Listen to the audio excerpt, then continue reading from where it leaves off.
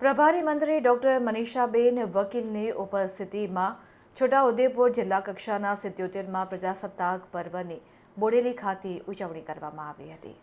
પ્રભારી મંત્રી અને મહિલા તેમજ બાળ વિકાસ સામાજિક ન્યાય અધિકારીતા વિભાગના રાજ્યમંત્રી શ્રી ડોક્ટર મનીષાબેન વકીલે રાષ્ટ્રધ્વજ લહેરાવીને તિરંગાને સલામી આપી હતી।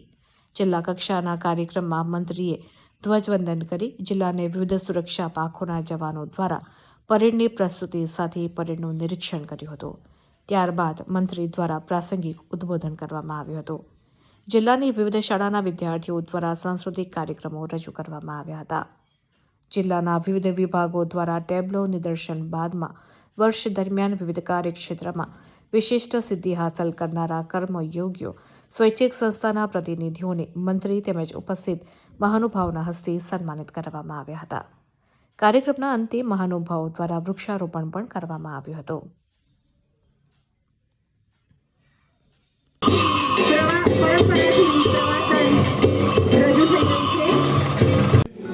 જોરદાર તાળીઓથી આમંત્રણ છે આજના આ જરાખ દીપડા ઉડતી ખિસકોલી વગેરે સુંદર વન્યજીવો આપણને છોટાઉદેપુરમાં પ્રકૃતિનું વરદાન છે અને એની પ્રસ્તુતિ રૂપે આ ટેબ્લો સુંદર પ્રસ્તુતિ કરી રહી છે। આગળ લઈ જતા પ્રજાસત્તાક દિન 2026 ઉજવણીના ભાગરૂપે સિદ્ધિ મેળવનાર હું મંચ પર આમંત્રિત કરું છું કે ક્લિપ 2026 અંતર્ગત જિલ્લાના નાયબ જિલ્લા ચૂંટણી અધિકારી તરીકે 92.3 આજે 77મો પ્રજાસત્તાક દિવસ નિમિત્તે છોટાઉદેપુર જિલ્લામાં આવવાનું થયું છે। આજના દિવસે જ દેશનું બંધારણને આપણે લાગુ કર્યું હતું અને એનો જ્યારે ઉજવણી થઈ રહી છે સમગ્ર જિલ્લામાં એક અનેરું વાતાવરણ છે।